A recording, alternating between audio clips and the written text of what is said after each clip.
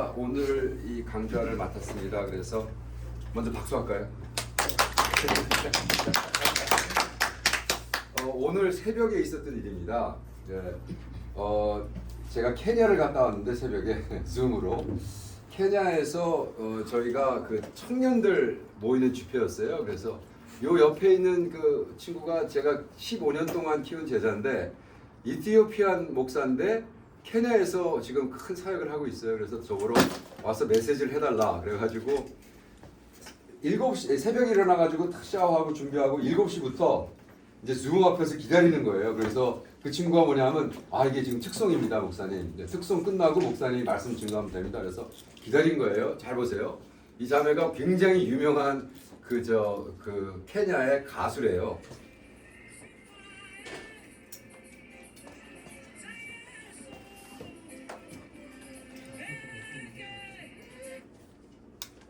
이게 연결이 안 되는데 잠깐만요.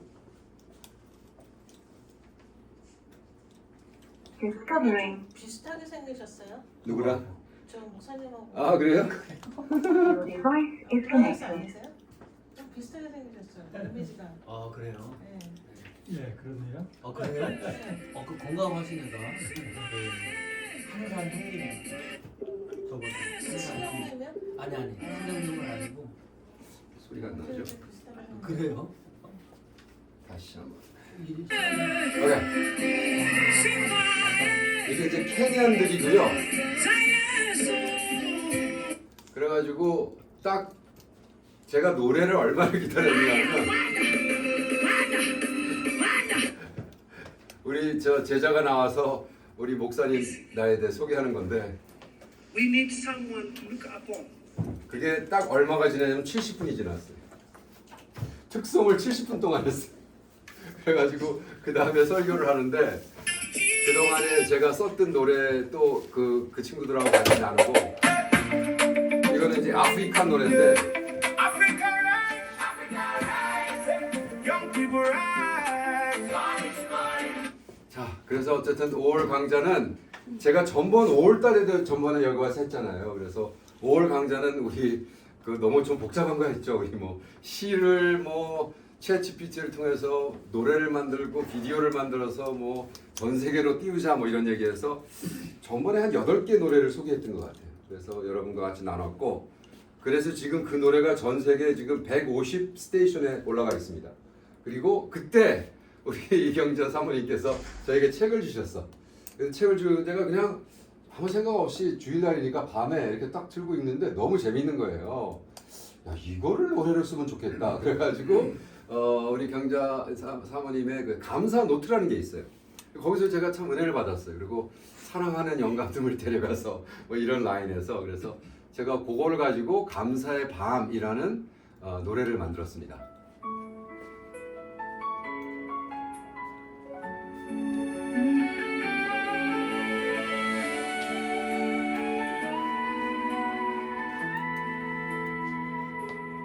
오늘도 바쁜 하루였죠.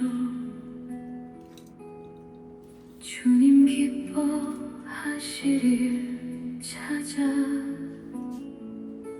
세월 따라 걸어온 길 감사로 물들어 가네요. 사랑하는 사람 떠나보내고 홀로 남겨진 이 마음 눈물로 긴 밤을 지나며 주여 나를 붙드소서. 자 이거 다 듣고 싶은데 제가 오늘 강의가 있어서 그리고 그 한국 노래를 제가 영어로 또 번역해서 했고요. 그 다음에 이제 사모님이 쓰신 그 글 중에 약한 자의 행복이라는 또 에세이가 있었어요. 근데 그거 너무 좋았어요. 그래서 그것도 노래로 만들었고 또 근데 오늘은 제가 뭘 프레젠하고 싶냐 그것도 영어로 만들었고 그 다음에 이 스님 딸과 목사 딸의 사랑이라는 노래가 너무 재밌었어요. 그래가지고 요거는 어린아이 목소리로 제가 만들어봤습니다. 친구야 어디에 있니? 오늘따라 네가 참 보고 싶구나. 피난 시절 만나서 손잡고 함께 자랐지. 너는 스님 딸이었고 나는 목사 딸이었네. 웃음도 눈물도 함께 서로의 이야기 나누며 세월 따라 흘러가도 변하지 않은 친구. 스님 딸과 목사 딸 참 신기한 우리 우정. 다른 길을 걸어와도 마음만은 하나였네. 종교의 벽을 넘어서 서로를 믿고 살아가며 70년을 함께 걸어온 내 소중한 친구야. 너무 재밌죠? 근데 우리 저 사모님께서 좋은 간증이 있어서 원래 그랬는데 마지막에 전도를 시도했다가 틀어졌는데 이 노래를 잠깐 소개해 주세요. 그냥 간단하게. 네. 친구하고는 대구 피난 시절에 만난 친구인데요. 정말 한 가족보다도 더 친하게 지냈어요. 지금까지 쭉. 근데 그 친구는 제 스님 딸이고 나는 목사 딸이고 네, 종교 얘기를 벗어나서 우리는 그냥 친하기만 했어요. 근데 저는 기도를 해왔어요. 하나님 광자 이 친구 예수 믿게 해달라고. 그러다가 2년 전에 제가 한국을 떠나면서 이제 만나기 힘들겠다 싶어서 광자야 난 너희 언니도 그렇게 너희 집에서 반대했는데 총각 집사님하고 결혼해서 너희 언니가 권사도 되고 다 이렇게 됐잖니? 예수 믿어. 그리고 그 말 한마디를 했는데 그 후로 내가 전화를 해도 안 받고 카톡을 해도 안 받았는데 여기 동창이 한국에서 그 친구를 만나서 했더니 어머 경자가 글쎄 나보고 예수를 믿으래. 그러고는 굉장히 섭섭해 한다고. 그래서 이제 그러던 중이고 여러 번 카톡을 보냈는데 기도를 하면서 카톡을 보내도 연락이 안 왔었어요. 그랬는데 내가 이것을 받고 내가 이걸 보냈어요. 이 노래를 보냈더니 얘가 마음이 열렸는지 나한테 너 10월달에 한국에 온다며 그러면서 우리 집 우리 남편이 지금 대소변을 못 가라고 해서 너하고 같이 있기는 힘들 거야. 그리고 왔어. 그래서 나는 너희 집에 생각을 하지 않았어. 만나기만 해도 반가웠어 했는데 어쨌든 우리 친구하고 이렇게 관계가 다시 이루어져서 네. 나는 목사님한테 너무 감사해요. 하나님께 영광의 박수. 하나님께 영광의 박수. 아유. 네. 그 친구가 돌아올 것 같아요. 아멘. 예. 그래서 그 노래도 또 영어로 했으니까 이제 영어로도 하고 그리고 지금 이 노래도 쫙 보시잖아요. 스님 딸과 목사 이게 전 세계 150 뮤직 플랫폼에 올라가 있어요. 너무 감사해요. 네, 그래서 그분이 스파티파이를 가면 찾을 수 있고요. 그렇습니다. 자, 오늘 또 시간이 짧으니까 6월 강좌는 사실은 제가 이창훈 목사님을 모시고 온 게 오늘 이번 달의 주제는 실존 내가 나됨입니다. 그래서 그 뭐 오늘 사실 우리 목사님이 주일날 여기서 3월에 설교하셨는데 키어크에 대한 철학을 좀 얘기하면서 나는 시인이다라고 선포를 합니다 스스로. 그리고 사실은 키어크의 책을 쭉 읽으면 불안의 개념, 죽음의 능력 이것이냐 저거 이 모든 것들이 거의 시적이 많아요. 근데 이분은 왜 나는 시인이지만 시인을 싫어한다라고 얘기하는 게 뭐냐면 글만 쓰는 사람을 싫어했어요. 그러니까 너의 시가 삶이 되게 하라 이거예요. 근데 자기는 그렇게 안 하면서 그냥 뭐 입으로만. 근데 그거 어떻게 보면 똑같습니다. 목사도 마찬가지잖아요. 그렇죠? 목사가 말로만 하는 목사하면 안 되잖아요. 삶으로 살아나는 목사여야 되죠. 그래서 저는 그걸 아주 기본적으로 키어크할 철학이 몸에 배어있기 때문에 예를 들어 저의 스승이었던 목사님이 뉴욕에 정말 뉴욕에 막 몇천 명 되는 교회 담임이 돼가지고 왔어요. 그래서 제가 이제 뉴욕 그 교회 가서 집회를 하러 갔는데 그 목사님 딱 오피스 문패에 인생은 마라톤이다 딱 써붙인 거예요. 그래서 내가 선배님 마라톤 뛰어봤어요? 그랬더니 안 뛰어봤대. 그럼 저거 내리세요. 왜? 뛰어보지도 않고 뭘 자꾸 뭐 인생은 마라톤이다 그러시냐고. 그래서 선배님 저 마라톤 18번 뛰어봤어요. 저같이 마라토너들은 할 수 있습니다. 그러니까 해보지 않은 거에 대해서 얘기하지 말라. 이런 거죠. 그러니까 신앙이. 그러니까 그것이 신앙과 목회와 시를 떠나서 그러니까 뭐 아름답게 뭐 시는 쓰는데 왜 100m 미남이란 거 있잖아요. 100m 밖에서 봐야 미남. 네, 가까이 갔더니 너무 냄새나고 짜증나고 인간지휘가 그죠? 그래서 우리는 그런 사람이 되지 마라. 그래서 여기서 이제 챌린지가 이겁니다. 우리는 흔히 시를 아름다운 언어라고 생각합니다. 물론 맞습니다. 그러나 키에크라면 한동음 더 나아가 이렇게 물었을 것입니다. 당신은 시를 쓰고 있는가 아니면 시가 당신을 쓰고 있는가. 그래서 저의 메인 주제는 시인은 창조자이며 고통은 시의 재료이지만 하나님 앞에 단독자가 되라. 왜? 존재는 끊임없이 창조된다. 그래서 존재라는 것이 무엇인가? 그래서 시인은 불행한 사람이다. 그의 입술에서는 아름다운 노래가 흘러나지만 그의 마음속에는 깊은 고통이 있다. 그래서 어떤 고통에 대한 오늘 온 몸이 악기가 되라 하는 것처럼 우리가 고통을 가지고 어떻게 그것을 승화시키느냐 이런 이야기입니다. 그래서 시인은 상처를 언어로 바꾸는 사람이며 평범한 사람은 고통을 느끼지만 시인은 그 고통을 노래로 만듭니다. 그래서 시인은 세상의 통역자입니다. 그래서 키에크고르는 사실 시인으로 남기를 거부했죠. 그래서 기독교는 설명하는 것이 아니라 생존재하는 것이다. 그래서 그는 평생 자신에게 이렇게 질문했다고 그래요. 나는 진리를 노래하는 사람인가? 아니면 진리를 사는 사람인가? 그래서 위대한 신이 되는 것이 아니라 진리를 말하면서도 살지 않는 사람이 되는 것이 그의 삶의 가장 큰 두려움이었다. 그래서 그는 말합니다. 기독교는 설명하는 것이 아니라 어떻게? 생존재. 이 생존재라는 단어는 우리 이창호 목사님이 이번에 박사 논문을 쓰면서 한국 학술에 처음으로 등장시킨 단어입니다. 그래서 지금까지는 생존재라는 단어는 존재하지 않았어요. 그래서 이 생존재에 대해서 우리 목사님이 잠깐 나오셔서 박수! 도대체 생존재가 뭔지 이렇게 생소한 거를 말해가지고 사람을 힘들게 하는지. 이렇게 먼저 초대해 주셔서 너무 감사드리고요. 간단하게 좀 나누면 이제 그렇습니다. 그러니까 혹시 철학을 공부해 보신 분 있는지는 모르겠는데 그 하이데거가 한 말이 있습니다. 어떤 말이냐면 그 존재 자체에 대한 사유를 했었거든요. 그 예를 들어서 망치예요. 재밌는 망치의 예화가 있습니다. 사람들이 망치를 찾는데요. 왜 찾느냐 봤더니 못을 박으려고 찾는데요. 그 망치의 존재라고 하는 것은 도구적 존재에 불과하다는 거죠. 그러니까 왜냐하면 못을 박을 때만 망치를 찾는다는 거예요. 근데 어느 날 그 망치를 찾으려고 선반에서 내리다가 망치목이 뚝 부러진대요. 망치목이 뚝 부러지면은 그때 망치를 바라볼 때 근심이 들어온대요.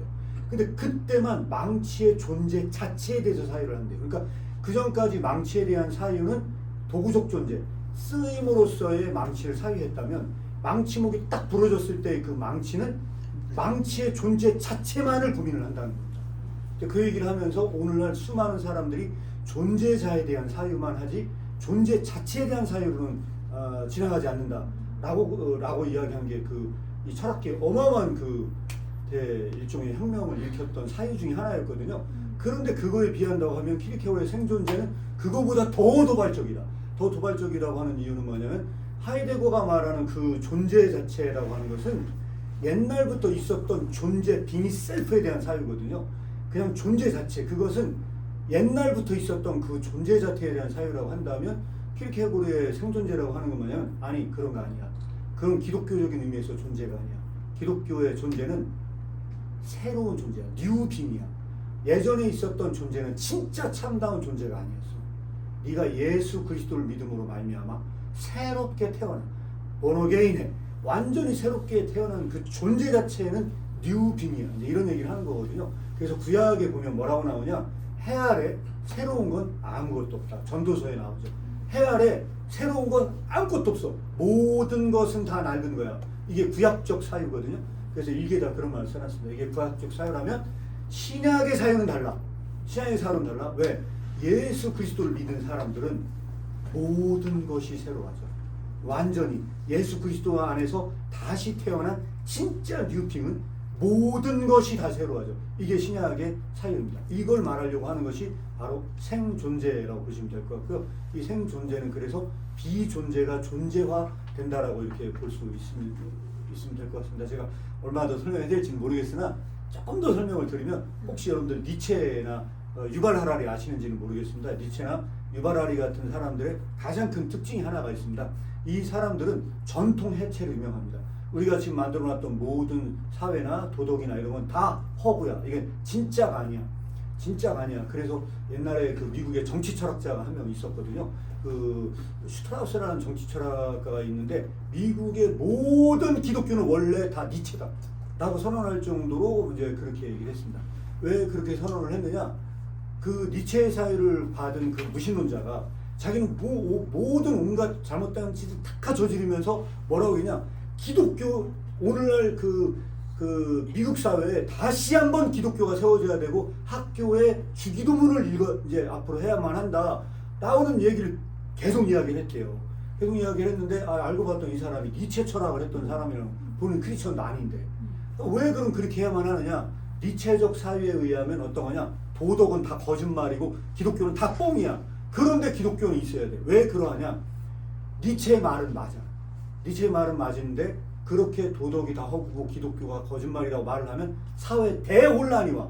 오늘날의 혼란은 기독교가 사라졌기 때문에 혼란이 온 거야. 그러니까 중요한 건 뭐냐? 니체 철학이 말한 대로 기독교가 세워져야 돼. 왜? 기독교는 사회가 유지되기 위해 필요한 거야.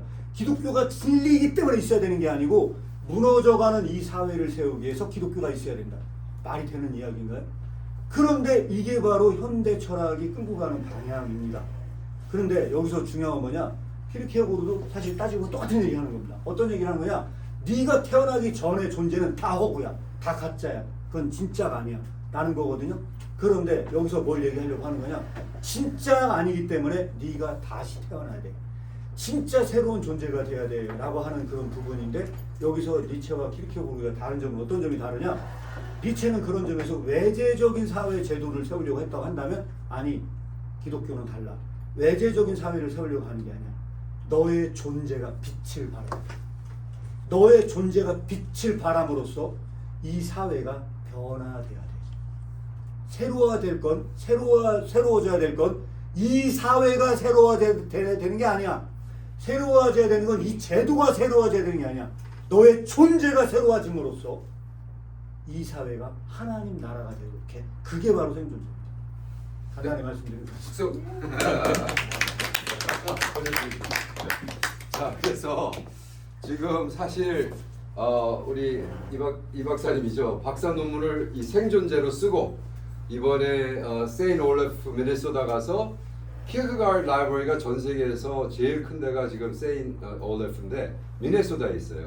그래가지고 45년 동안 10번째 컨퍼런스, 인터내셔널 컨퍼런스 이걸 발표하고 오신 거예요. 그러니까 사실 한국인으로서 지금 제일 처음 들으시는 겁니다. 이 생존제라는 게. 그래서 지금 생소해질지 모르지만 우리가 이걸 계속해서 발표하는 순간 어느 날 그렇게 될 겁니다. 그래서 사실 마틴 하이거에 대해서도 우리가 잠깐 얘기하겠지만 지금 우리가 새로 오신 분들을 위해서 시와 철학과의 어떤 관계점에서 지금 하고 있습니다. 그래서 저는 바로 전에 시를 가지고 이제 노래를 만드는 그 과정을 얘기했고 그 앞으로 나아가서 사실은 시인은 존재를 기록하는 사람이 아니라 존재를 창조하는 사람이다. 이게 제가 포인트예요. 그래서 이 포에테, 시인 할 때 영어가 포에트라고 하거든요. 근데 그것이 포에테가 라틴어로 창조한다는 얘기예요. 그러니까 시인은 뭘 쓰는 사람이 아니에요. 사실은 우리가 시로 뭘 창조하거든요. 그래서 한편의 시는 단순한 문장이 아닙니다. 한편의 시는 새로운 존재의 탄생입니다. 그래서 시는 원래 창조자다. 뭐 제가 한 얘기 다시 합니다. 창조하는 사람, 만드는 사람. 그게 이제 포에테인데 하나님이 말씀으로 세상을 창조하셨죠. 그래서 시인은 언어로 새로운 세계를 창조합니다. 그래서 제가 저의 시를 가지고 그 자살 방지 노래를 지금까지 160개를 썼습니다. 그리고 한국에 자살 방지 운동을 하고 있어요. 3년 동안. 근데 너무 놀라운 게 제가 쓴 책과 그 노래들이 지금 한국에서 지금 KBS 12 스테이션에서 이제 곧 에어가 될 겁니다. 그래서 아직은 지금 안 되고 있는. 그건 뭐냐 무슨 이야기냐면요. 우리가 내가 시를 쓰고 뭐 자기 만족을 할 수 있고 그럴 수도 있어요. 그러나 그것이 거기서 끝나면 안 되지 않느냐라는 생각이에요. 그래서 제가 우리 사모님 책도 가지고 너무나 좋은 글들이 많아서 노래를 만들어서 근데 그것이 이런 간증이 있고 이런 걸 이야기하는 겁니다. 그 아까 지금 방금 하이데거 얘기를 했죠. 해머 얘기를 했는데 제가 이제 하이데거 철학을 그 캄보디아에서 이제 가르치고 그랬는데 하이데거라는 철학자가 키에크고르라는 사람한테 영향을 엄청나게 받습니다. 근데 그 친구가 하는 얘기가 뭐냐? 독일의 철학자인데 하이데거는 마지막 그 이제 죽기 바로 전에 무슨 그가 나오냐면 보면은 연도가 하이데거를 볼까요? 1889년생인데 1976년도에 죽었어요. 그건 벌써 76년도면 벌써 뭐 비디오 나오고 이제 다 뭐 필름 나오고 이럴 때니까. 근데 하이데거의 그 마지막 인터뷰를 내가 보면서 깜짝 놀랐습니다. 여기 뭐라 그러냐면 언어가 더 깊은 존재의 관계로부터 비롯되는 순간 As soon as speech is made from deeper relation, another language immediately appears. 그 순간 전혀 다른 언어가 모습을 드러낸다. 그것이 바로 poetic, 시다 라고 선포해요. 그리고 이 철학자가 그 전 세계적인 전설적인 철학자가 나는 철학 포기. 나는 이제부터 시만 쓸 거야 라고 얘기를 했어요. 왜? 이분이 깨달은 게 있어요. 뭘 깨달았냐면 이분 독일 사람이에요. 그래서 강의를 독일말로 했어. 근데 그 독일 철학을 영어로 바꾸는 순간 다 망가지는 거예요. 이해가 안 되는 거예요. 그러니까 근데 이제 비켄슈타인이라는 철학자가 그래서 뭘 갖고 나오냐면 철학은 없다. 다 언어다. 이런 얘기를 해요. 그러니까 그래서 어떤 면에서 철학의 리미테이션은 언어구나. 왜? 우리가 서로 이해시키려고 하는데 그걸 뭘 쓰죠? 우리가 언어를 쓰잖아요. 근데 그거를 자꾸 설명하는 언어를 쓰다 보면 또 근데 노래를 쓰든지 시를 쓰면 이것이 그걸 바이패스 해버려요. 왜? 시는 그냥 듣는 거거든요. 그죠? 그러니까 예를 들어 천상병 씨가 이 세상 소풍 끝나는 날 가서 아름다웠다고 얘기하리라. 그거에 대한 무슨 신학적인 논리 싸움도 필요 없고 그냥 그래도 그랬네. 왜? 그렇게 고생하고 죽도록 하고 그죠? 박정희 때 잡혀가서 완전 고자로만으로 갖다 버렸잖아요. 죽으라고. 근데 그 친구가 죽으면서 인생 소풍 끝나는 날 이게 얼마나 깊어요. 그러니까 그것은 어떤 논쟁이 필요 없고 간증이니까. 그죠?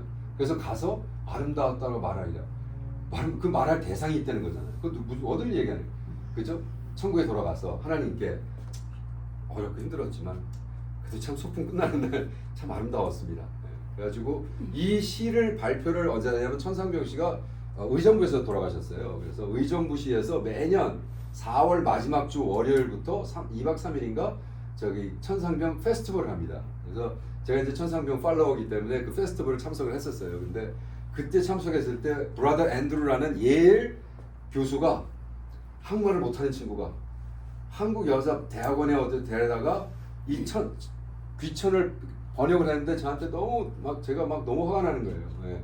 너무 고지고대로 번역을 한 거예요. I will go tell it was beautiful. 그래서 내가 beautiful이 아니야. beautiful 하면 안 돼. 뭐가 아름답냐. 이 단어는 아름답다 했지만 예를 들어 한강 씨가 흰이라는 걸 했는데 그걸 white이라고 했거든요. white이라고 하면 안 되거든요. 그거는 페일인데. 그죠? 페일을 white로 하면 완전 차이가 나거든요. 이제 이런 식인 거죠. 그래서 우리 하이데거가 얘기한 것처럼 하이데거는 이 독일 시인 필덜린에 완전히 해가지고 말년에는 존재를 가장 깊이 드러낸 언어는 철학적 논문이 아니라 시적 언어로 했다. 왜일까요? 철학은 설명하지만 시는 드러내기 때문에. 철학은 분석하지만 시는 존재하기 때문에. 그런 의미에서 시는 철학의 완성이 됩니다. 그래서 아까 우리 목사님이 말한 것처럼 생존재라는 그 엘레멘트가 새로 계속 크리에이트하는 거예요. 그래서 사실은 윤동주 씨가 뭐 여러분 다 아시는 거잖아. 정답의 산을 한점 부끄러움의 없기를. 근데 키에크로가 말하는 단독자라는 것이랑 연결이 됩니다.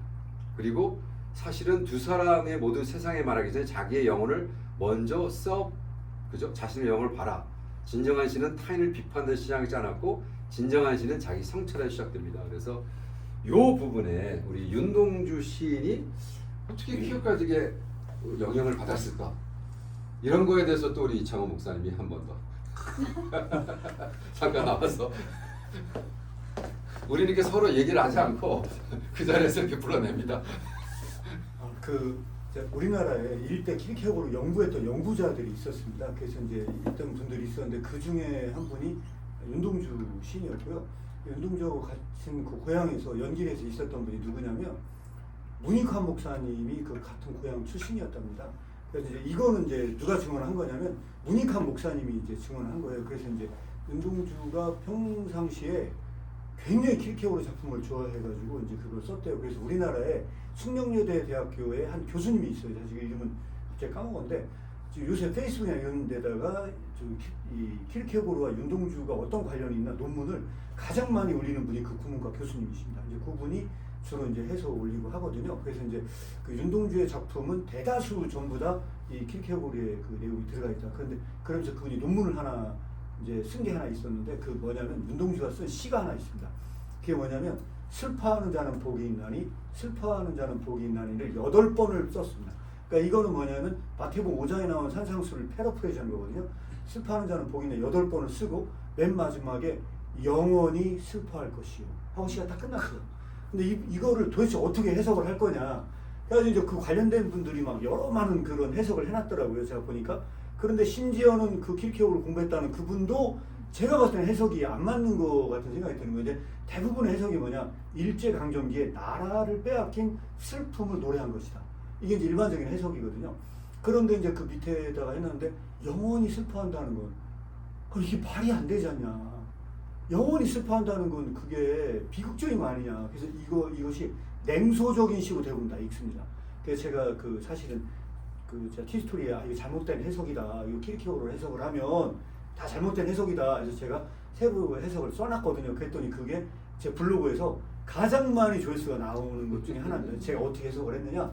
관련해서 제가 이 말씀을 드리면 이렇습니다. 킬케고르는 그 당대에 그 도망자 이야기를 한 그 마음의 청결의 이야기가 있거든요. 그 도망자라는 게 어떤 얘기냐면 어떤 사람이 정말로 나쁜 생활을 했대요. 그런데 그가 신앙에 굉장히 그 회심을 해가지고 이제는 그 새로운 사람으로 개화천선을 했대요. 근데 그를 알지 못하는 저 다른 도시에 가서 그가 뭐 엄청난 성공을 했대요. 성공을 했는데 뭐라고 얘기를 하냐면 그가 옛날에 얼마나 개망난이로 살았나 알았던 그 사람이 그가 성공한 마을에 놀러 왔대요. 근데 그 순간에 그 사람을 만나는 게 너무 두려워서 도망을 다니더라는 거예요. 이건 잘못된 기독교의 회개래요. 진짜 기독교의 회개는 뭐냐? 내가 얼마나 용서받은 자인지를 망각하면 안 되고 날마다 그것을 기억하며 슬퍼해야 된다. 이게 진짜 기독교적 회개라고 설명을 합니다. 그래서 저는 그 윤동주의 시 슬퍼하는 자는 복이 있나를 뭘로 해석을 하냐? 그게 그런 민족의 그 일제강점기 때 그런 걸 다룬 게 아니고 윤동주 개인의 내면성이고 그의 단독자적 하나님 앞에서의 내면성인데 그것은 뭐냐? 그가 회심한 것은 날마다 거울을 닦으면서 그 얼마나 용서받았다고 하는 사실을 망각하지 않은 실정. 그 슬픔은 기독교적으로 의미하면 그게 행복이다. 그래서 이런 윤동주의 시는 이 작품만 있는 게 아니고요. 그 구리거울을 닦는 이야기가 있습니다. 내가 날마다 구리거울을 닦아요. 한 점 그 하늘 우러러 한 점 부끄러움이 없기를 잎새이는 바람에도 나는 괴로워하다. 이 전부 다 윤동주의 시는요 한마디로 하면 전부 다 내면성의 시를 쓰고 있습니다. 그래서 여러분들이 혹시 이제 시를 쓰시는 분들이시니까 비교해서 분석하라고 뭐라고 이상의 시가 있습니다. 윤동주의 거울을 닦는 시하고 윤동주의 이상의 거울을 한번 비교 분석해 보시기 바랍니다. 이상의 그 거울 시는요 어떻게 나오냐? 내가 거울 속에 있는 사람과 악수를 처하는데 이게 거울은 빛이다 보니까 악수를 할 수가 없다는 거예요. 내가 오른손을 내밀면 거울도 오른손을 내밀고 그런 식으로 해가지고 이게 도저히 악수할 수 없는 그것은 일종의 자아분열로 이제 설명하시는 분들이 많이 있고요. 윤동주도 가장 해석하기 어려운 난해한 시로 이렇게 아주 그 이상의 시도 이렇게 나와 있습니다. 그래서 이런 관계가 사실 윤동주와 그 킬케고르와 관계가 있고요. 그 외에 그 프로메테우스의 그 간을 빼놓는 시도 있습니다. 이게 킬케고르의 죽음에 이르는 병에 나오는 얘기입니다. 프로메테우스의 간 이야기도 결국은 그 교수님은 이것도 이제 그 죽음에 이르는 병에서 사실 갖다 쓴 거다라고 이제 해석을 하는 부분들이 있습니다. 혹시 관심 있는 분들이 있다면 제가 지금 정확히 기억이 안 나는데 지금 숙명여자대학교에 그 교수님으로 계신 분이고요. 저한테 페이스북으로 연락을 준 적도 있습니다.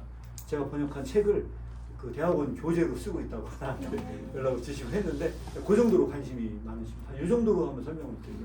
어이. 준비시켰으면 큰일 날 뻔했죠. 이렇게 딱 그 자리에서 나오라는데 이 정도로 하시니까 준비했으면 그냥 막 1시간 하셔도. 그래서 사실 우리가 많은 사람들이 시는 철학이 필요 없고 그냥 아름다움을 얘기하면 되지 않느냐. 그거 완전히 잘못된 생각이죠. 철학이 없는 시가 어디가 있어요? 그죠? 그래서 예를 들어 제가 마르틴 하이데거 형이상학을 철학과를 하는데 12명 학생 중에 철학과를 안 나오고 제 대학원 코스를 밟은 캄보디아 학생이 있는데 얘가 어느 정도 수제냐면 캄보디아인데 부산에 가서 한국말로 필름을 한국말로 마스터 논문을 쓰네요. 그러니까 이거 진짜 캄보디아에서 날고 기는데 탑 1%죠.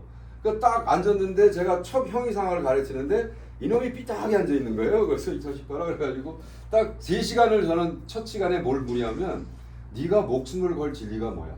이거 지금 세상 대학이기 때문에 제가 하나님 얘기하고 그러면 안 되기 때문에 그렇지만 그러니까 RUPP라는 대학은 캄보디아의 서울 대학입니다.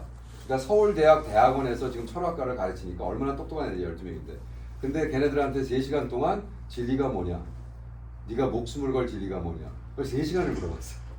그럼 뭐 불교 얘기하면 아니 뭐 불교 얘기해. 네가 죽을 뭐 플레이토야. 왜 플레이토 얘기를 해? 네가 죽을 막 3시간 후에 막 여자애들이 2명이 막 울고 난리가 났어요. 교수님은 자꾸 질문만 하냐고. 그래서 나는 가르칠 게 하나도 없어. 난 질문만 하는 사람이야.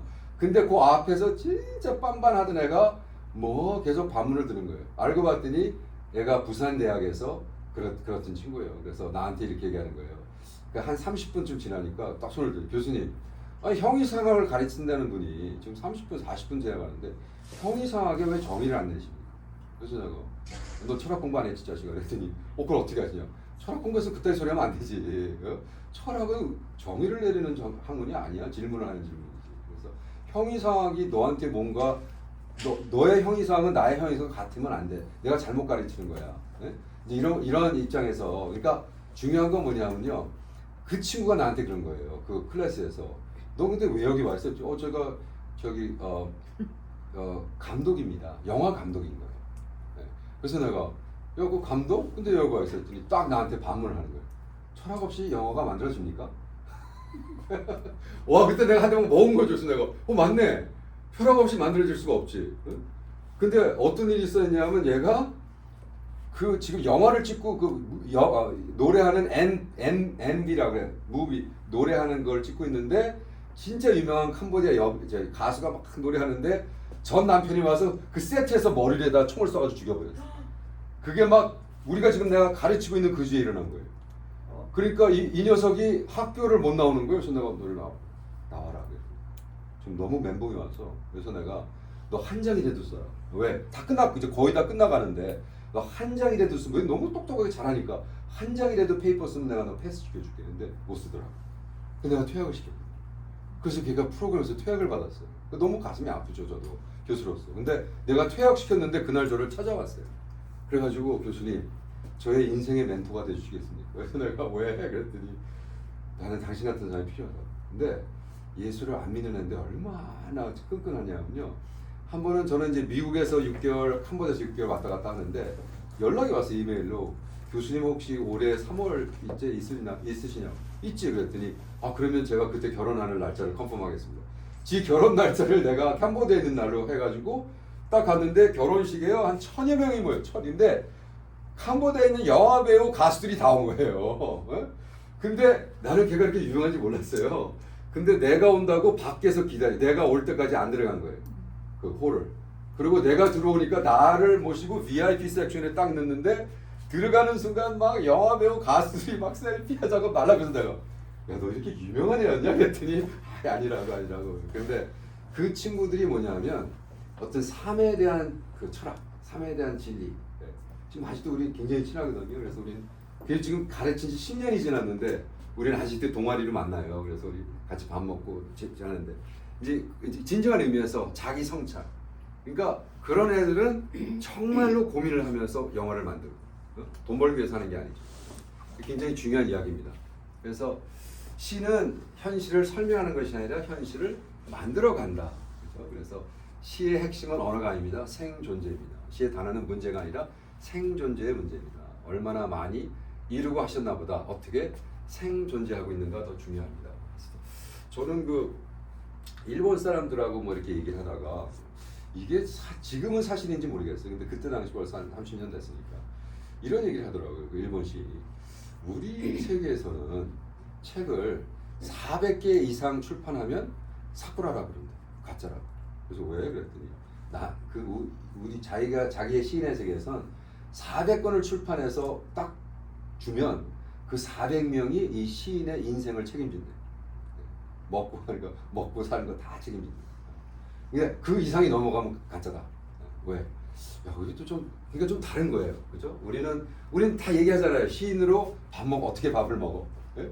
당연히 우리는 밥 못 먹는다고 생각하는데 그 일본 사람이 좀 다르더라고요. 그래서 야, 이건 좀 그런 문제 우리가 하는 게 아닌가. 그래서 결론적으로 우리는 단순히 시를 쓰는 사람이 아니라 우리는 존재를 창조하는 사람. 그렇죠? 우리는 절망 속에 희망을 발견하고 침묵 속에서 언어를 만들고 상처 속에서 아름다움을 창조하고. 그래서 저도 뭐 시집을 한 8권이 냈는데요. 저는 그 사실은 저는 시인이라고 한 번도 생각해 본 적이 없어요.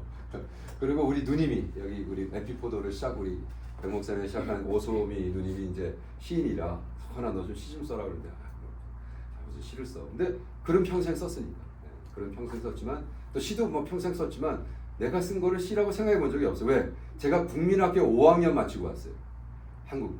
1973년도에 6학년 다니다가 왔어요, 미국을. 그래서 제가 무슨 한국말로 어떻게 시인이냐 그래요. 근데 어느 날 여기 김광신 목사님이 플러튼에 있는 은혜교회에서 저희를 시베리아 데리고 들어가서 이렇게 말씀하시는 거예요. 오 목사, 너 시베리아에 27개 개척교회 하는데 좀 도와라. 어떻게 해요? 97년도부터 제가 쫓아다니면서 2003년도에 그래서 23년 전에 제가 시베리아에 개척교회를 27개를 합니다. 그리고 은혜교회 전도사들하고 선교사들하고. 근데 문제는 뭐냐? 저는 벌써 1년도부터 캄보디아에 그 나병 환자촌에 들어가서 사역을 하고 있었어요. 그거 on top of that, 러시아를 제가 1년에 2번씩 들어가야 되는 거예요. 모스코 신학교 하고 시베리아 들어가서 하고 1년에 딱 2만 불씩 돈이 필요한 거예요. 2만 불씩 엑스트라로. 이 감당이 안 되는 거예요. 그래서 뭐 우리가 캄보디아에는 2002년도에 벌써 5억짜리, 40만 불짜리 프로젝트를 해가지고 뭐 코피 터지게 하고 있는데, 야 이거 한 1년에 2만 불이라는 돈이 너무 엄청난데, 그래서 모스코를 가는 비행기에서 제가 하나님한테 불평을 했어요. 하나님, 일을 시키면 돈을 주시든가 왜 일만 시키냐고, 돈도 안 주고. 그런데 하나님이 그러시는 거야. 너 시 쓰잖아. 시 출판해라. 그래서 내가 노래한다고 다 음반 내면 안 되죠. 그래서 시는 다 쓰는 것이고 뭐 또 시집을 내냐고. 시집 내라는 거예요. 그래서 제가 모스코바 가는 밤이라는 시집을 냈습니다. 근데 제가 깨달은 게 있어요. 저는 부흥사이기 때문에 시집을 팔 수는 아무도 안 사니까 저는 그때 2,000권인가 찍어가지고 들고 다니면서 집회 다닐 때 이렇게 다 나눠줬어요. 아주 은혜스럽게 다 나눠주고. 근데 양심 있으면 헌금하세요. 그랬더니 책 한 2,000권 나가니까 딱 1,000만 원이 벌려더라고요. 만불이. 2만 불. 그래가지고 제가 야 이거 장사 되겠다. 그래서 1, 2, 3, 4, 5편 한꺼번에 냈습니다. 그래서 제가 10만 불을 가지고 러시아 선교를 합니다. 그래서 사실은 제가 돈독에 올라가지고 시를 쓴 사람이기 때문에 진정 시인은 아닌데 그 후로부터 제가 회개하고 그 마르틴 하이데거와 뭐 예를 들어 마르틴 부버 철학과 시를 연결해서 저는 천상병 씨 시를 마르틴 부버의 철학으로 이제 해석해서 하는 글도 쓰고 했습니다. 그래서 결과적으로 그래서 제가 지금까지 했던 모든 강의 내용을 삶이 시가 되기를 이라는 시를 써서 이거를 가사를 만들어서 노래를 만들었습니다. 한번 들어보세요.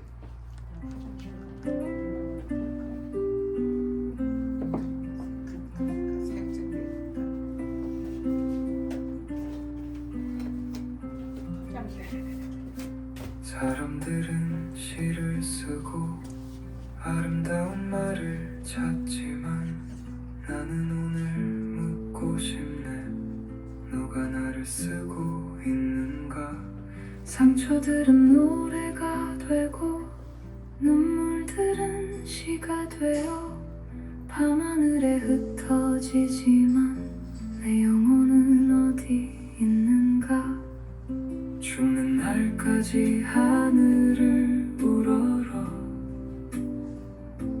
한 점 부끄럼 없기를. 그 기도 하나 붙들고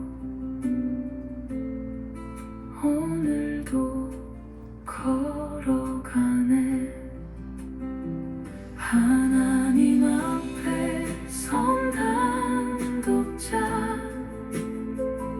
그 이름으로 살게 하소서. 세상의 박수보다 주님의 음성 듣게 하소서. 시를 쓰는 사람이 아니라 삶으로 노래하게 하소서. 내 생존재가 한편의 시가 되어 주 앞에 드려지게 하소서. 철학은 설명하지만 시는 생존재하게 하고 마른 세상을 지나가도 삶은 영혼을 남기네. 절망 속에 희망을 보고 상처 속에 빛을 보며 침묵 속에 언어를 찾아 주를 향해 노래하네. 시는 단어가 아니라 어떻게 존재하는가. 오늘의 나를 만드는 영혼의 고백이라. 하나님 앞에 선 단독자 그 이름으로 살게 하소서. 죽는 날까지 하늘을 우러러 한 점 부끄럼 없기를. 시를 쓰는 시인이 아닌 삶이 시로 써지는 시. 종이 위의 작품이 아닌 주 앞에서 살아낸 한편의 시. 하루를 쓰고 인생을 쓰고 주님 앞에 남겨질 한편의 시. 한편의 시. 한 사람의 시. 한 사람의 시. 나의 삶이 시가 되기를.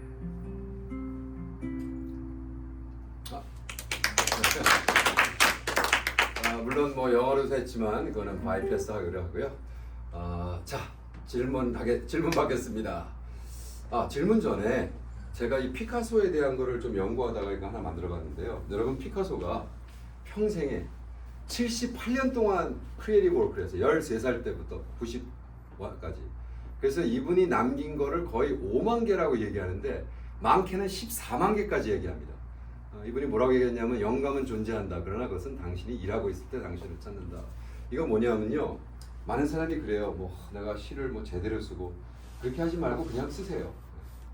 하루에 하나씩 쓰셔도. 왜냐하면 여러분, 피카소가 말라가라는 스페인에서 태어나서 있거든요. 그래서 제가 말라가라는 스페인을 찾아가 봤는데 말라가 도시에 뮤지엄, 피카소 뮤지엄을 가면 돈 내는 뮤지엄이 있고 공짜로 가는 뮤지엄이 있어요. 동네 사람들 보는. 그래서 저는 공짜로 되는 게 갔죠, 당연히. 근데 이 피카소가 이 16만 점이 어느 정도냐면 수준이 완전히 우리 미국에서 그라지 세일 하면 나오는 쓰레기들 있죠.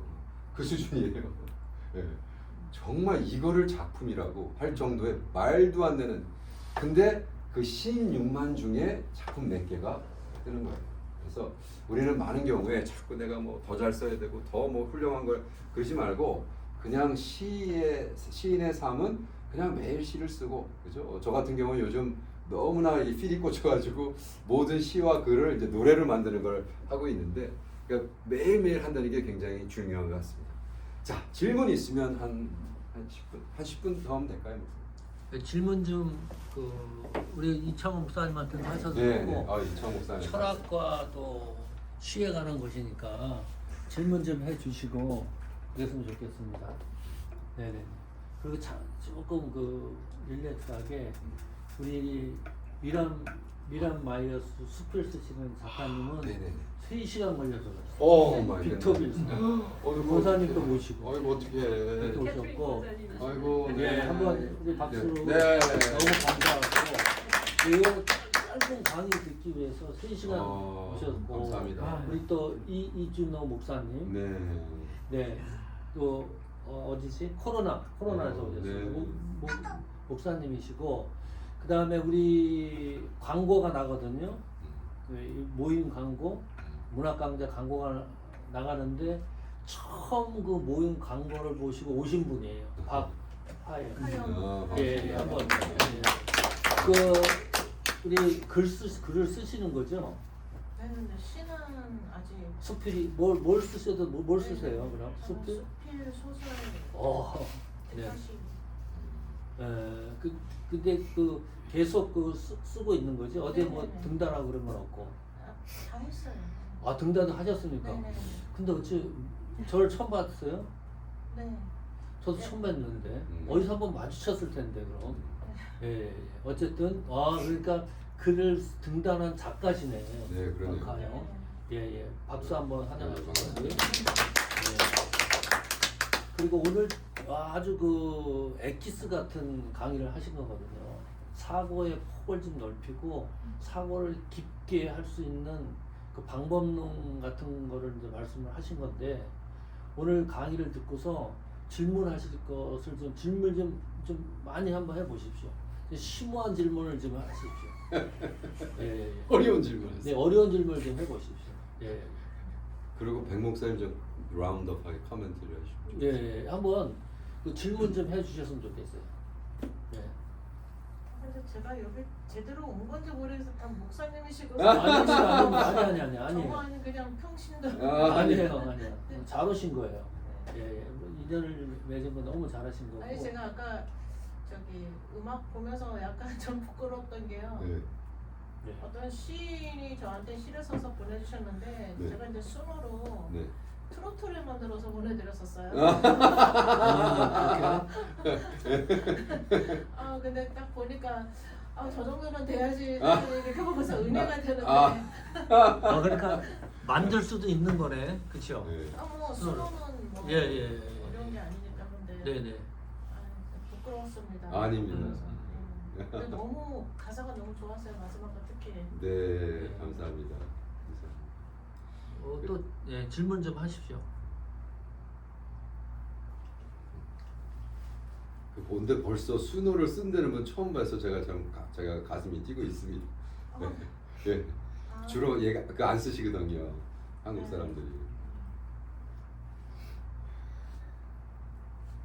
저희 남편은 순호가 감을 사용해서 네. 매주마다 음악을 만들어요. 네. 근데 시편을 사용해서 네.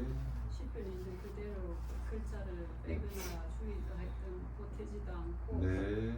성경 시편 그대로를 순호가 감을 통해서 노래를 만들거든요. 너무나 그래서 지금은 많이 보편화되어 있는 것 같아요. 네. 순호가 감 사용. 맞습니다. 우리 이 목사님도 뭐 하실 말씀 있으면 하나 문학에 도움이 되는 말씀 한 말씀 해주시면. 저요? 네네. 뭐 드릴 말씀은 많이 있는데 그럼 앞으로 나오셔서 좀 하세요. 네, 요거. 그냥 지나치는 것보다 말씀을 말씀을 드리는 게 좀- 좀 좋을 것 같아서 그냥 제 개인적으로 말씀을 드리면 뭐 글 쓰는 데 저는 사실 시를 감상은 하지만 글 쓰는 건 아무 관심은 없고요. 워낙 이제 키르케고르는 본인 자신이 시인이라고 얘기했어가지고 어떤 의미에서 그 시인을 얘기했나를 좀 아시면 오히려 좀 좋지 않을까 이렇게 생각이 듭니다. 근데 이제 여기서 이제 중요한 건 뭐냐면 잠깐만 그냥 근데 지금 갑자기 막 키역걸 들고 새로 오신 분들 좀 우리 왜 세종시에 살고 계시고요. 키에크거르 연구소의 대표시고 그 다음에 거기서 키에크거르 박사 논문 쓰시고 이번에 와서 미네소타에서 발표하시고 그러니까 키에크거르라는 그 데이니시 철학가가 180년 전에 죽었는데 38권인가 뭐 책을 남겼는데 그거를 거의 10년 동안 홀로 데니시와 영어에서 한국말로 번역을 해서 출판사를 운영하고 계셨어요. 그러니까 그러한 그 백그라운드가 있는 걸 이제 아시면 소화가 될 것 같습니다. 네, 말씀하세요. 그래서 이제 본인은 이제 시인이라고 얘기를 했는데, 근데 이제 사실은 작품에서 그 시인에 대한 비판이 굉장히 많거든요. 네. 그래서 이제 그 예를 하나 들자면, 네가 새가 되라. 그러니까 시인이 내가 만약 새였다면 얼마나 좋을까라고 하는 걸 시를 쓸 수 있대요. 근데 이제 그게 시를 쓸 수는 있는데 막상 그거는 시인의 소망인데 이게 뒤집어 놓으면 사실 절망을 노래한 거라는 거죠.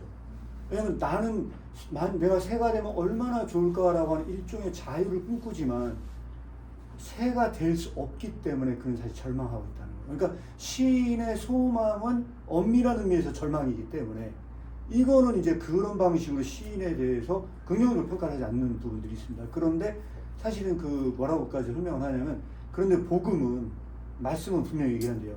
크리스천이라면 네가 진짜 새가 되라. 근데 거기에서 진짜 새가 되라고 얘기하잖아요. 그러면 시인은 절망하는 수준이 아니고 화를 낸대요. 왜?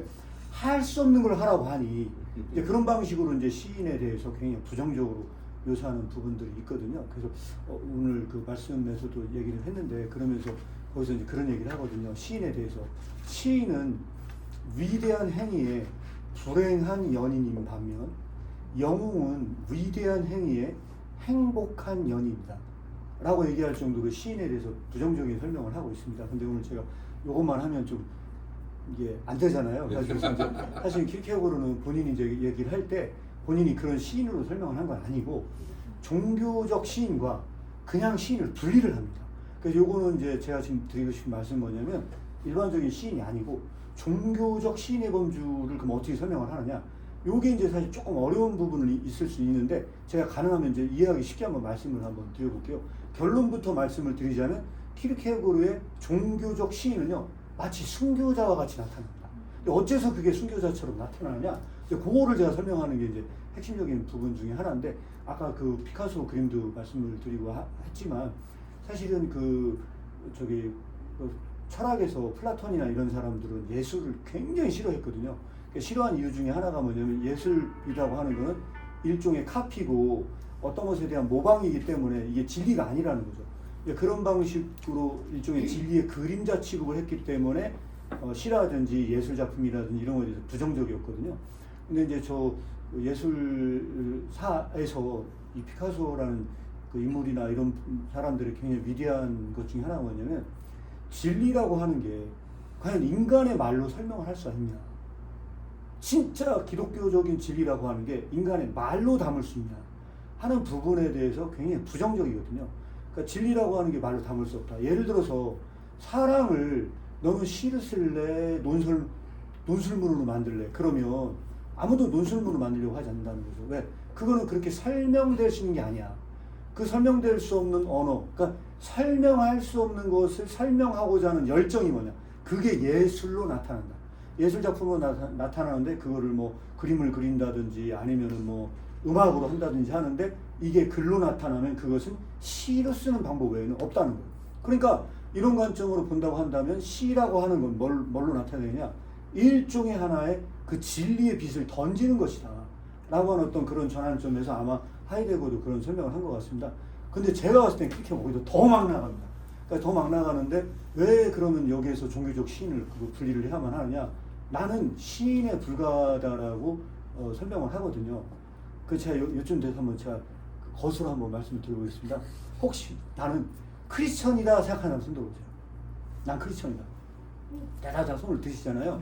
근데 키르케고르에게 너는 크리스천이야? 라고 물어보잖아요. 아니라고 대답을 합니다. 여기에 종교적 시인의 실존에 대한 굉장히 중요한 통찰이 하나 숨어있는 부분들이 있어요. 그런데 키르케고르는 평생에 자기가 그렇게 많은 작품을 남겼어도 자기가 크리스천인지 잘 모른다고 대답을 했습니다. 난 모른다고 대답을 했거든요. 그 모른다고 대답을 하는 게 시적인 상상력으로 나타난다고 보시면 될 것 같아요. 그럼 이게 어떻게 그게 나타나느냐? 그래서 저기 무장중립이라는 책이 있습니다. 그 무장중립이라는 책이 기독교에 대한 굉장히 많은 논증을 한 책이거든요. 근데 그 책의 결론만 제가 소개를 하겠습니다. 결론에서 무슨 얘기를 하냐? 여기에서 순교자에 대한 이야기를 합니다. 순교자에 대한 이야기를 하는데 순교자는 어떻습니까? 세상에서 제대로 된 삶을 산 게 아니고 수많은 예수를 믿는다는 이름으로 수많은 핍박과 도전을 받다가 결국은 비극적으로 죽음을 맞이한대요. 그래서 그 순교자가 상상을 한번 해보래요. 순교자가 하나님 앞에 끌려갔대요. 가가지고서 거기에서 이제 하나님 앞에 심판대 앞에 섰대요. 그 순교자가 이렇게 얘기를 한대요. 제가 예수를 믿다가 결국은 비극적으로 죽임을 당했고 이렇게 왔으니 저는 크리스천입니다 라고 말할 수 있네요. 이렇게 하면 여기에서 그거는 기독교가 아니라고 합니다. 진짜 기독교는 그가 크리스천인지 아닌지를 누가 결정하느냐? 오직 하나님 한 분만 그걸 안다는 거예요. 그래서 그때 진짜 기독교는 이렇게 얘기한대요. 주님, 제가 예수 그리스도를 믿다가 수많은 핍박을 당하고 여러 가지 어려운 일을 당하다가 결국은 내가 비극적으로 죽임을 당해서 하나님 앞에 섰습니다. 그리고 이렇게 고백을 한답니다. 이런 저를 크리스천으로 받아주실 것을 믿습니다. 나는 잘 모릅니다. 그러나 저를 이런 크리스천으로 받아주실 것을 믿습니다. 이게 엄밀한 기독교랍니다. 그러니까 그 엄밀한 기독교는 그 믿음이 살아있을 때만 역사하는 게 아니고 심지어는 그가 죽어서 하나님 앞에 섰을 때조차도 그 믿음은 유지돼야 한다는 겁니다. 그러니까 여기에서 그가 진짜 크리스천이라고 확신하고 하나님 나라까지 갈 사람이 몇이나 되겠냐는 거예요. 거기까지도 모른다는 거예요. 그러면 그가 한 행위에 대해서 확신할 수 없다는 거예요. 여기에서 그가 등장한 용어가 종교적 신입니다. 종교적 신이란 그런 뭐냐? 이런 엄밀한 의미에서 자기의 존재를 드러내는 자로서의 시인을 의미하는 것입니다. 이게 진짜 시인이라는 거예요. 그래서 아까 말씀한 그 노래 맨 마지막이 뭐냐? 자신의 삶을 담아내는 걸 만들어내는 것이다. 이게 되지 않는 한 이것은 종교적 시인이 아니라는 겁니다. 이런 관점에서 한번 시에 대해서 좀 고찰을 해보면 어떨까? 이렇게 한번 제가 제안을 드립니다. 네. 질문도 마찬가지예요. 네. 킬커가 진리에 대해서는 진리는 주관성이라고 얘기를 한 것들을 알고 있는데요. 그러니까 그 사람 본인이 보는 그 주관성이 성경하고의 매치가 되지 않는 부분에 대해서는 어떻게 설명합니까? 성경하게 매치가 안 되는 게 아니고요. 제대로 이해하면요. 이게 거의 천재적인 설명이라고 보시면 될 것 같아요. 진리란 어떤 것이 과연 진리냐? 일반적인 진리라고 얘기하는 건 이런 겁니다. 객관적인 팩트거나 내가 논리적으로 이해한 것을 진리로 받아들입니다. 그래서 중요한 뭐냐? 기독교의 진리를요 객관화시킵니다. 이 객관화시킨다는 건 뭐냐면 교리로 만듭니다. 킬케고르는 맹렬하게 그걸 거부합니다. 왜 거부하냐? 이런 식으로 거부합니다. 킬케고르는 종교적 신이라고 했잖아요. 그걸 어떻게 표현하냐? 이렇게 표현합니다. 예수 그리스도는 물로 포도주를 만든 기적을 베푼 반면 그 진리를 객관적인 지식으로 만드는 자는 그 포도주를 다시 한번 물로 만드는 기적을 베풀었다. 그 정도로 기독교를 맹탕으로 만든 것이 객관적 진리다. 그러나 기독교는 뭐냐? 뭐가 진짜 기독교냐? 킬케고르는 이렇게 설명을 합니다. 너의 머릿속에 들어있는 것이 너의 진리가 아니야. 하나님께서 너에게 준 진리를 네 몸뚱아리로 살아낸 것만 진리야. 네 거를 영어로는 appropriation이라고 설명하거든요. 그 진리를 너의 몸으로 살아낸 것만, 그것만 진리야. 너 그것만 얘기해. 네가 그것만을 가지고 표현을 해봐. 그럼 넌 진짜 시인이야. 그게 시야. 이게 킬케고르가 할 얘기 하려고 하는 거야. 근데 내가 경험하는 것은 한계가 있고 내 지식이나 아까 말씀하셨을 때에 마지막 하나님 앞에 섰을 때에 겸손하게 하나님 손에 의탁합니다. 내가 크리스찬으로 믿고 살았지만 하나님께서 나를 보고 너는 크리스찬이 아니라고 만약에 마지막 말이 내려온다면은 그것을 받을 수 있는 함부로한 그런 마음의 자세가 있다면은 그거는 참 귀한 일이지만 살아있는 동안에 성경에서 말하는 많은 그 구원에 대한 확실성이나 네. 진리에 대해서 상대적이지 않고 네. 변하지 않고 확고성이 분명히 있는 하나님 말씀이 있는데 그것을 믿고 가는 거하고는 차이가 있지 않습니까? 그러니까 네. 겸손한 마음을 가지고 하나님께서 뭐라고 나를 판단을 하시든지 내가 크리스찬이든지 크리스찬이 아니라고 하나님께서 벌칙을 내린다 그런다면 거기에 대해서 환불이 받을 만한 우리의 마음의 자세는 늘 있어야 하지만 맞습니다. 그러나 또한 삶에 있어서 하나님이 주신 성경 말씀에 의해서 확고하게 가져야 될 그 진리는 우리는 가지고 있어야 되지 않습니까? 맞습니다. 그래서 이렇게 말씀드리면 될 것 같습니다. 킬케고르는 구별되는 게 하나가 있는데 뭐가 있냐면요. 보편적인 진리, 진리와 절대적 진리를 구분을 합니다. 보편적 진리와 일반적인 진리를 구분하는데 예를 들어 이런 겁니다. 아브라함이 이삭을 죽이려고 하잖아요. 너 이삭을 바쳐 죽이려고 해요. 자식을 사랑하는 게 보편적인 진리입니다. 자식을 죽이는 건 폐륜적 행동입니다. 그런데 그걸 명령하는 분은 자식을 죽이라고 합니다. 그래서 여기서 뭐하냐? 윤리는 보편적인 진리입니다. 여기서 맞닥뜨린 건 뭐냐? 킬케고는 무슨 얘기냐? 기독교는 보편적인 진리 속에 없다는 거예요. 왜? 하나님의 명령은 윤리 밖에서 주어졌어요. 그래서 그 하나님이 자식을 죽이라고 하는 건 윤리와의 충돌을 제시하거든요. 그래서 킬케고가 얘기하는 게 하나가 있습니다. 절대적인 것. 절대적인 것이 있는 거예요. 약간 철학적인 얘기가 될 수 있는데 얘기하자면 뭐냐? 윤리는요. 의무 규정이에요. 의무 규정이기 때문에 윤리는 껍데기에 불과하고요. 윤리를 담는 내용은 사실은 의무입니다. 뭐뭘 해야만 한다는 당위적 의무를 담고 있어요. 여기서 질문은 어떤 질문이 들어가느냐? 사람들은 윤리 밖의 의무가 없다고 생각을 해요. 그런데 기독교는 이렇게 얘기합니다. 윤리 밖의 의무는 존재하는가? 기독교의 진리가 윤리 속에 들어있는 것인가? 아니면 윤리 밖에서 무너지는가 해서 킬케고는 뭐냐? 절대적 의무. 기독교적인 진리는 보편적인 거예요. 없어요. 그건 절대적인 거야. 하나님께서 너에게 절대적인 걸 원래. 그런데 중요한 뭐냐? 이 절대적인 거를 내가 내 삶에서 살아내야 돼. 그리고 살아내잖아요? 그럼 세상에서 이렇게 얘기해요. 미쳤네. 저놈 돌았네. 아브라함이 진짜 죽이면 이 세상에서 뉴스에 납니다. 어떻게 나오냐? 또 종교적으로 미친놈이 하나 나타나서 자식을 죽였대. 자, 제가 뭐 긴 시간에서 제가 짧게 말씀을 드리지만 여기에서 그 절대성을 살아낸다고 하는 거죠. 미친 거와 똑같습니다. 그래서 뭐라고 설명을 하냐? 기독교의 진리는 세속적인 사고에 의하면 미친 거나 똑같다. 구분이 안 된다는 거예요. 광기나 진리는 같은 거야. 세속적인 사고에서는 다른 것이 아닙니다. 그리고 그것을 살아냈을 때 그걸 얘기를 하는 건데 여기서 중요한 게 오해가 되는 소지가 하나가 있을 수 있습니다. 제가 이렇게까지 얘기하니까 그럼 킬케고가 확신이 없냐? 사실 그게 아니에요. 다른 얘기 하나 해볼까요? 제가 그 무장중립이라는 얘기에 다른 얘기를 다 못해서 말씀을 드렸는데 킬케고는 여기서 고백의 의미에 대해서 이야기를 해요. 어떤 고백이냐? 세상이 기독교에게 원한대요.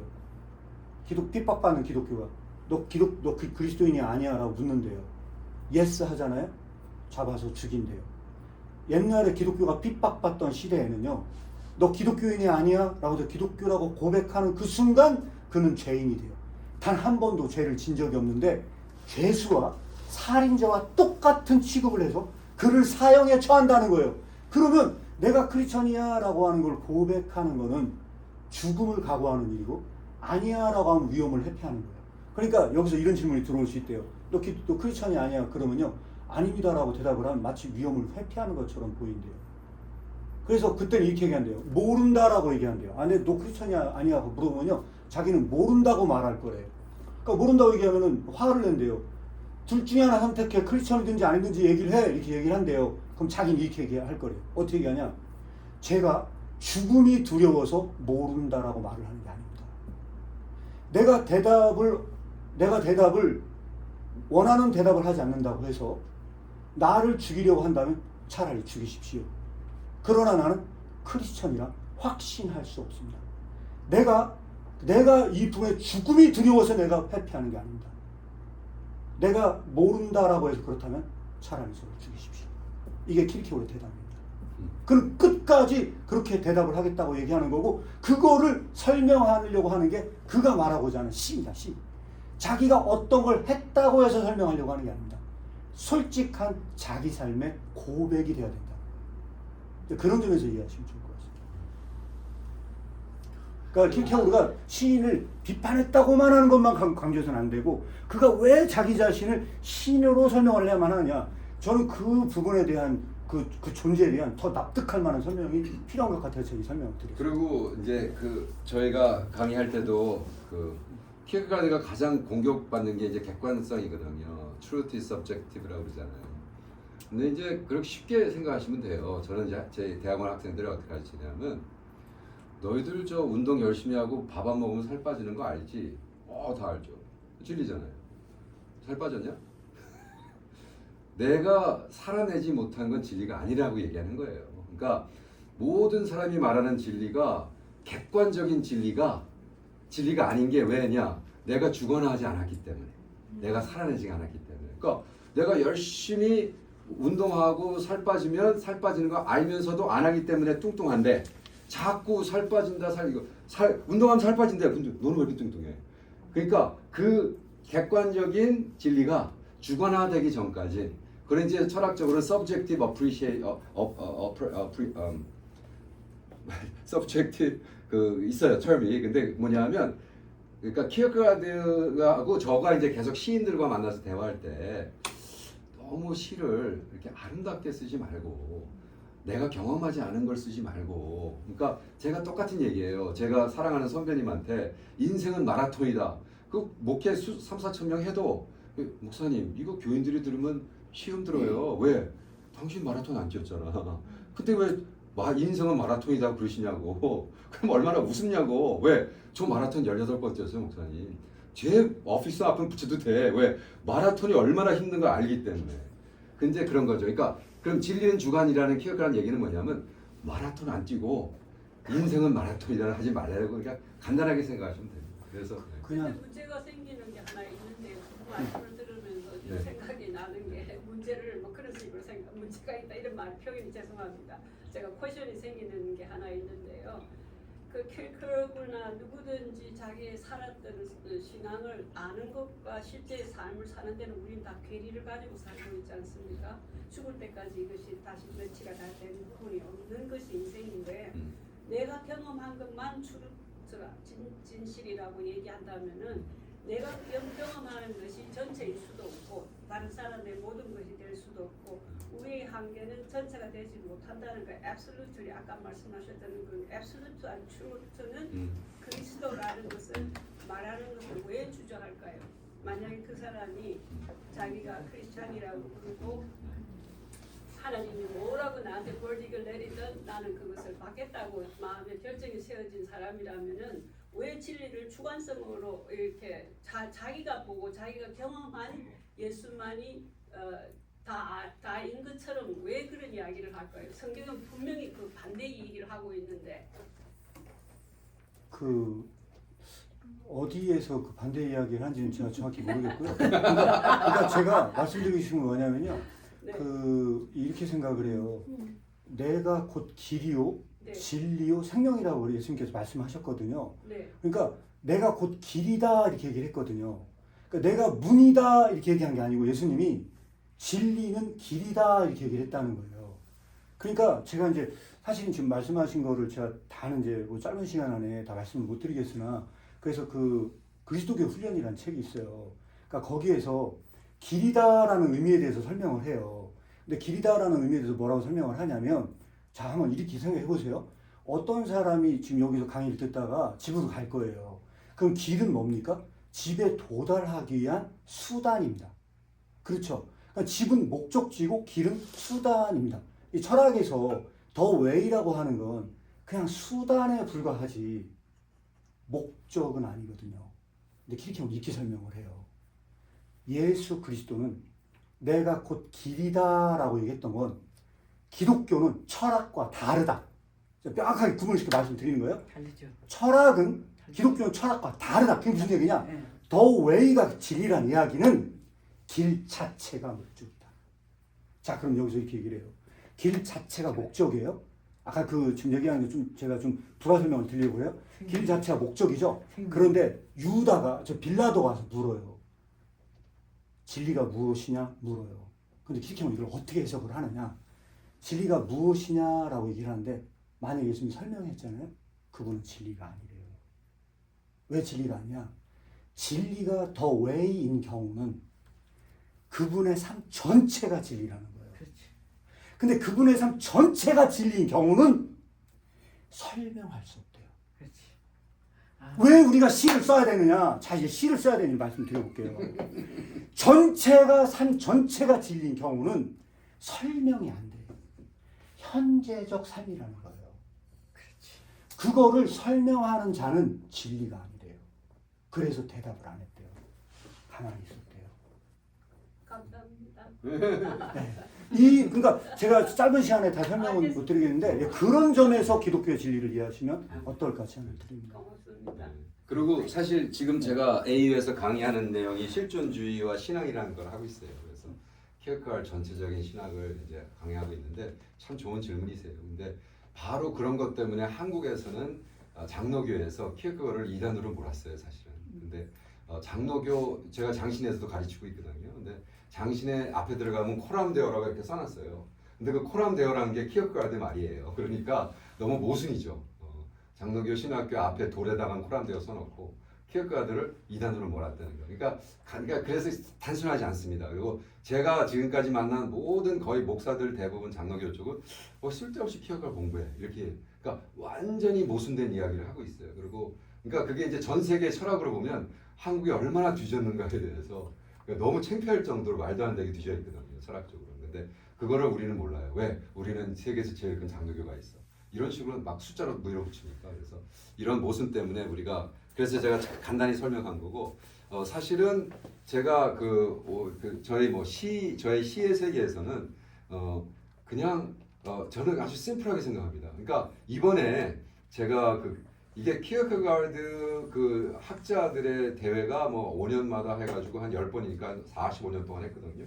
근데 이번에 120명 모였고 강의하는 사람이 한 70명이었는데 그 중에 6명이 한국 사람이었어요. 이게 놀라운 사실이에요. 그러니까 이게 5년 전만 해도 없었던 일이고, 그리고 이건 무슨 얘기냐면 그래서 제가 발표한 게 K-필로소피를 얘기하면서 야 K-드라마, K-팝 내가 물어봤어요. 야 니네들은 한국 사람이 그렇게 우수하다고 생각하냐? 어떻게 전 세계 사람을 농락하는 K-드라마, K-팝 저기 스퀴드 게임이라는 거는 지금 넷플릭스에서 제일 많이 본 600 million times. 저기 디먼 헌터라는 거는 지금 500 million times. 근데 1.3 빌리언 중국 애들도 못하는 걸 왜 코리안 55 million 해내냐는 거예요. 거기서 기본적으로 우리는 한국 철학이 맥히기 때문이다. 라고 그 철학을 이제 소개하는 걸 얘기했어요. 그래서 결과적으로 저는 이렇게 생각해요. 그래서 실존주의가, 그러니까 키어케가드가 말하는 실존주의가 내가 보기엔 그 어느 철학보다도 자살하는 젊은이들, 늙은이들을 살릴 수 있는 유일한 철학이라고 제가 발표를 했거든요. 왜냐하면 실존주의는 이상주의와 다르거든요. 실존주의는 정말 되는 거를 얘기하고 현실을 얘기하고 리얼리티에 입각한 거를 이야기하기 때문에 그래서 제가 그런 입장에서 발표를 했습니다. 그래서 아마 내가 보기에는 이제 조금 더 그것이 이제 깊게 발표되고 그리고 사실 제가 아까 얘기했지만 목사님이 한 생존재라는 것이 아마 한 내년이 가야 이제 사람들이 이해하고 이제 대화가 나올 것 같습니다. 목사님이 마무리해 주시고 우리 가야 되지 않을까요? 예. 마무리 지금 뭐 조금 도움이 됐어요? 헷갈려요? 아니면은 좀 복잡해요? 잘 들었어요. 너무나도 짧은 시간에. 네네. 그게 좀 아쉽고. 짧은 네네. 시간에 이거 다 듣기가. 예. 원래 헷갈려. 오케이. 아까워요. 근데 오늘 그 미란 마이너스 작가님 질문도 너무 정보를 찌르는 질문이었고요. 우리가 이제 크리스찬이잖아요. 크리스찬 작가가 특징이 있습니다. 우리는 답을 다 알고 있어요. 알고 시작하는 거 하고요. 모르고 시작하는 거는 미치는 겁니다. 답을 모르고 시작하는 작가들 중에 자살하는 사람이 많아요.